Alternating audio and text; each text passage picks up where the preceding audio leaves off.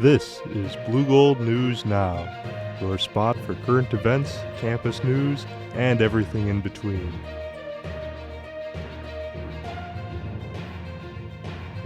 Now, live from Tower's basement, it's BNN with our hosts Alex Rubio and Marissa Day. Good evening, I'm Alex Rubio. And I'm Hunter Tulius. Coming up tonight, we have some more information about a new skate park in Boyd. But first, Quick Trip's statement on their cybersecurity incident. On October 19th, Quick Trip finally released a statement on their social media pages about their nearly 2-week-long system outage. The statement said, "Current findings indicate that we experienced a cybersecurity incident." The post also reassured customers that the investigation has shown no indication that guest card payment information was involved. The investigation is still ongoing and in its early stages, but Quick Trip still plans to have most systems back up and running by the end of the week. For more detailed information, visit Quick Trip on Twitter or Facebook. With Halloween just around the corner and Thanksgiving coming up on the horizon, it's important to take some time to be thankful for family and friends, but also to think about those who may be less fortunate.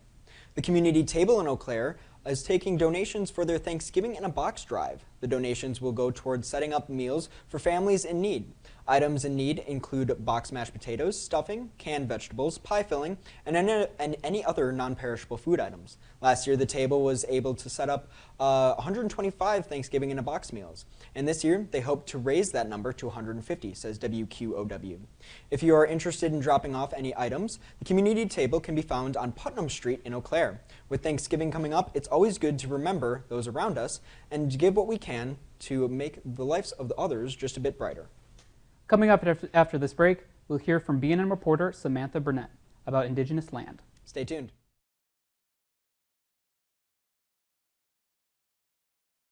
Welcome back. After Barron County hosted a celebration for Indigenous People Day on the 12th, we looked into the tribal land that we occupy here at UW-Eau Claire.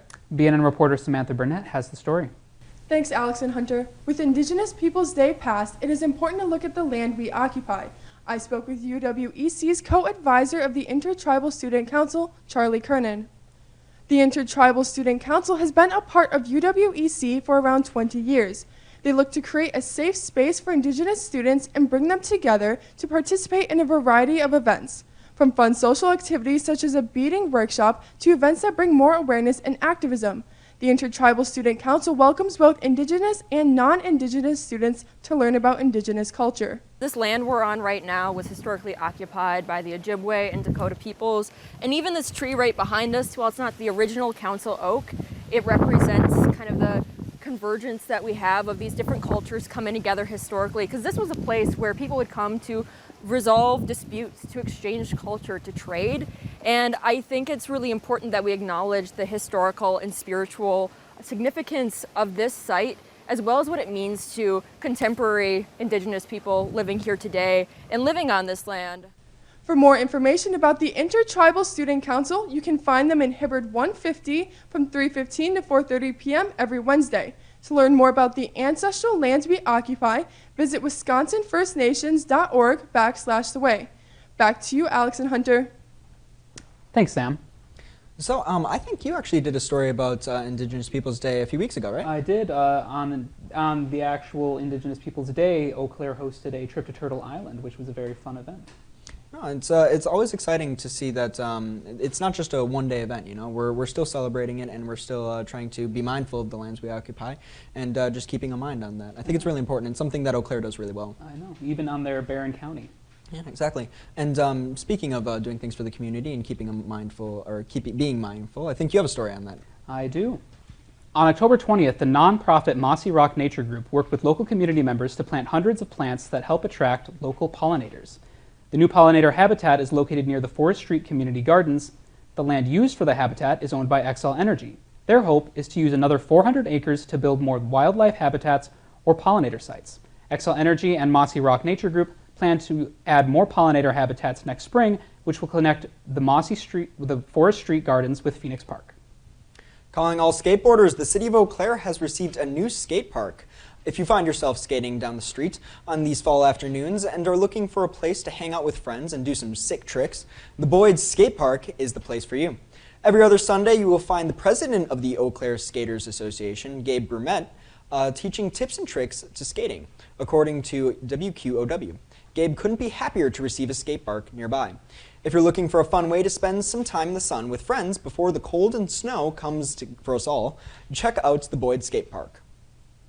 Do you skate at all, Hunter? I do not, but I will say I am sad too, because when I see people zoom into classes, I'm a little jealous. I will say, even I do skate. I'm on a longboard, but even when I see like people zooming up on the electric ones up the hill, I'm like, that's cheating. You know, that's not what you're supposed to be doing. You gotta be pushing. Sorry to all of you electric longboarders. Talking to you specifically, Zach. No, it's a fun way to just like get outside and just really like get in the fresh air before it becomes cold air and there's snow on the ground. You can't do that anymore. That is true. Indeed. I think that's all we have for that. BNN will return with more information about QFest. And more after this short break.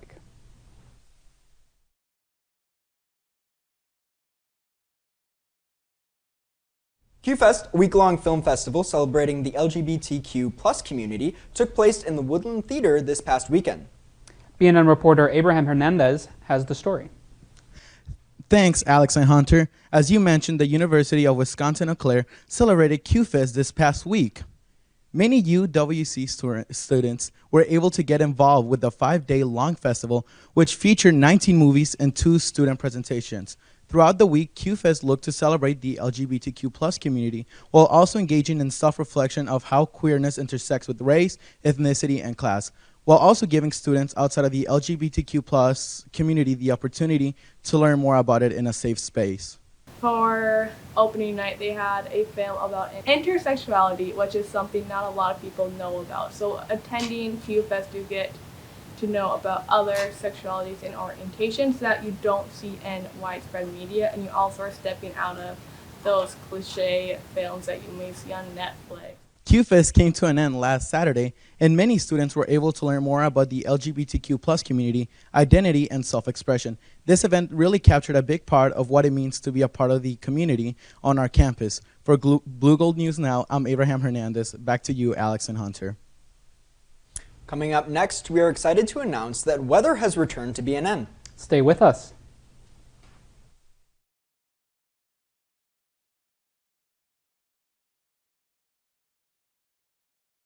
Thanks, Alex and Hunter. Good evening. My name is Ellie Albrecht. And I'm Nikki Wasted. We'll be your 2 weather women for this year on BNN. BNN's weather segment has been on a hiatus as of lately, but we couldn't be more excited to join you every week from now on. Today's temperature in Eau Claire stayed right around 63 degrees. However, it will not stay this long forever, unfortunately, so enjoy it while you can, as it is getting drastically cooler by the end of this week and into next week. As you can see, temperatures are pretty similar around the Eau Claire area and surrounding areas. Minneapolis and Bloomington area stay the same at around 58 degrees, while the Lake City, Menominee, and Chippewa Falls area are at an even 62 and 64 degrees. As you can see, Eau Claire and Red Wing are the same 63 degrees as well. According to our national radar, today's weather is clear with a few areas estimated to get some rain by tonight.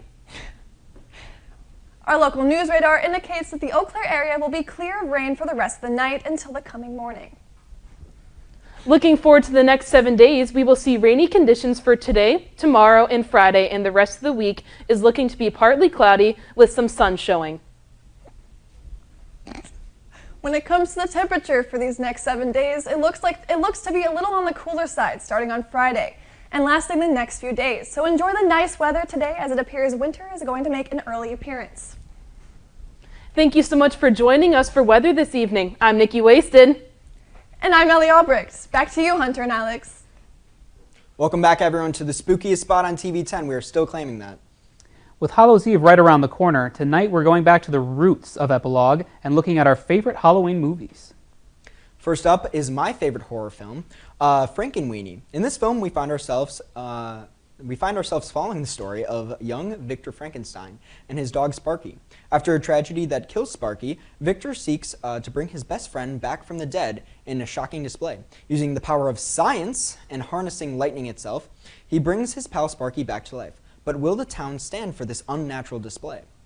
Have you ever seen this movie? I have not. I haven't even heard of it. No, it's kind of like a relatively unknown gem. It's in full black and white. It's animated. I believe it's claymation in the same way that like Nightmare Before Christmas. That's not the right name is it? I think that's the right name. All right.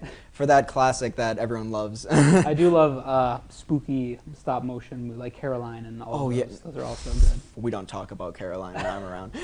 That movie was freaky, but in the same genre, yes, this is the stop motion claymation horror films that they do, and it was in black and white. It's a very solid movie. I remember lots of times we watched it like for Halloween in like high school, and it was a good time all around. Oh. And I think that travels nicely onto your favorite horror movie. Yeah, next is my favorite horror movie, Monster House. Monster House is an animated family film that takes place during Halloween weekend. The story follows 3 kids who embark on a thrilling adventure when they realize their neighbor's spooky house is more than just a mansion. They uncover the house's dark secrets and its supernatural nature, leading to a fun and suspenseful journey filled with mystery, friendship, and unexpected twists. Yeah, I remember this movie a lot because it was the first scary movie my grandparents let me watch. So do I, because when I saw this one pop up on the Epilogue slides, I was really tempted to ask you to change it because when I was like, I think it was like 13 or whatever, this was like the first like PG-13 movie that I was like, yeah, I want to go to, and I thought that would be a good idea because I'm like, I'm a big kid now. Yeah, that movie is terrifying, honestly. It is surprisingly terrifying. Yeah, it's pretty messed up what they do in that film. It has like a lot of suspense to it, and like I remember still like the house like ripping in half and like trying to eat everyone. Yeah, that scene still lives in my dreams and nightmares. I know, it's surprising you got away with just a PG. Yeah, I was really surprised it was not PG-13, to be completely honest. But also, finally, while Marissa could not be here with us today, we would still like to spotlight her favorite movie. And in the Epilogue spirit, we wanted to share her favorite Halloween movie. Her favorite Halloween movie is The Great Pumpkin, Charlie Brown. Yeah, it's The Great Pumpkin, Charlie Brown. All of your favorite Peanuts characters are up to some spooky shenanigans, with the exception of Linus and Sally, who spend the entire night in the pumpkin patch waiting for the Great Pumpkin to show up and bring all types of goodies and toys. This movie features the iconic line, "I got a rock," and it's all about trick-or-treating and the fun and spookiness of Halloween. And I think we've all seen that one. That is one of the classics of Halloween. One of the classics. I Got a Rock, iconic. Honestly, just like I would be such a good Halloween costume to like dress up as the ghost and just have a paper bag with like the rock inside of it and just walk up and just say that every time. You'd get so much candy. But I think that's all we have for Epilogue. And after this short break, we will be returning with a new show that is fresh and new to BNN. Stick around to check it out.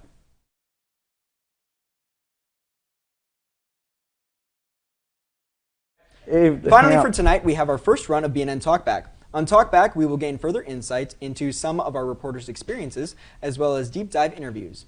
Tonight, we have the one and only Abraham Hernandez stepping onto the stage. Hey, welcome. everyone, yay. You were just here 3 minutes ago. I was just here. It was dramatic. It should have been a dramatic reveal.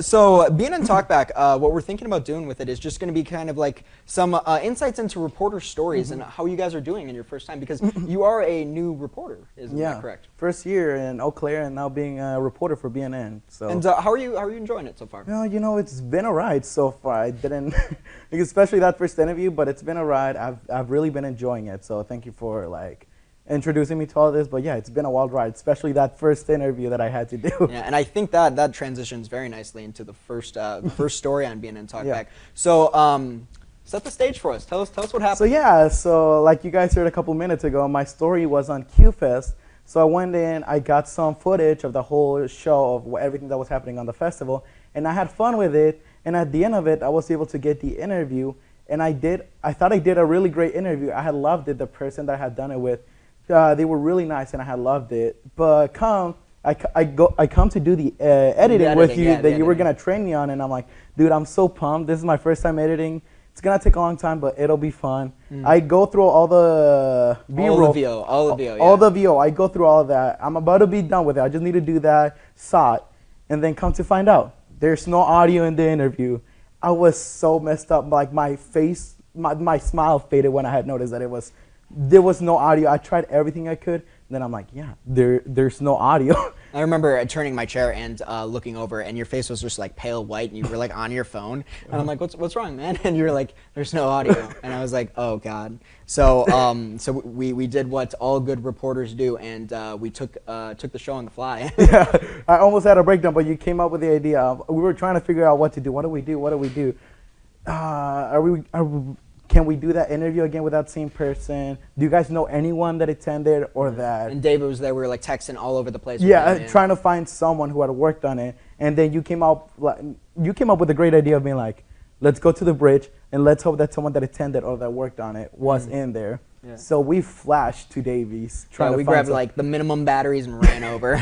We ran over, and even then when we got there, I'm like, dude, I forgot my SD card. And you're like, no, I got mine with me. And I'm like, okay, we're good. I had thought he meant the card to like scan into places. Thank God I misheard him. Yeah, because you misheard that, and the girl that we took the interview with, they were the last person in there. Like they were about to leave when we got there, so we had turned it back to get that SD card.